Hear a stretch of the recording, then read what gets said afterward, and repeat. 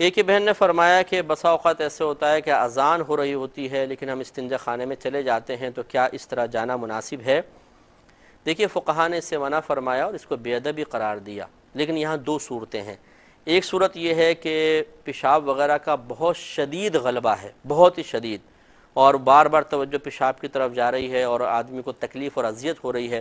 ایسی صورت میں بالکل شریعت کی طرف سے اجازت ہے کہ چاہے اذان ہو رہی ہو آپ جا سکتے ہیں، اور اس میں شرعاً کوئی بے ادبی نہیں ہے۔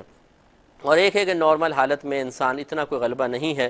تو اس وقت پھر ہونا یہی چاہیے کہ اذان کو غور سے سنیں، اور اس کا اذان کا زبان سے جواب دینا مستحب ہوتا ہے، یعنی جو کچھ مؤذن صاحب کہہ رہے ہیں وہ آپ دہراتے جائیے تو یہ ایک مستحب کام پر عمل ہوگا۔ اذان کا فعلی جواب واجب ہے، یعنی فعلی جواب کا مطلب جماعت میں حاضر ہونا، وہ بھی مردوں پہ واجب ہے، لیکن قولی جواب دینا اذان کا صرف مستحب ہے۔ جواب دیں گے ثواب ملے گا، نہیں دیں گے تو کوئی گناہ گار نہیں ہوں گے۔ تو پھر نارمل حالت میں جب پیشاب کا اتنا زیادہ غلبہ نہیں ہے تو بہتر ہے کہ اذان غور سے سنیں اور اس کا جواب دیں۔ اس میں اس صورت میں کہ جب غلبہ کچھ بھی نہیں ہے لیکن ویسے سوچا یار چلو اذان ہو رہی ہے، اتنی جلدی جلدی جا کے میں استنجا کر کے آ جاؤں گا، جیسے اذان ختم ہوگی فوراً نماز شروع کر دوں گا، جلدی فارغ ہو جائیں گے، تو یہ اصل میں ایک نفس کی طرف سے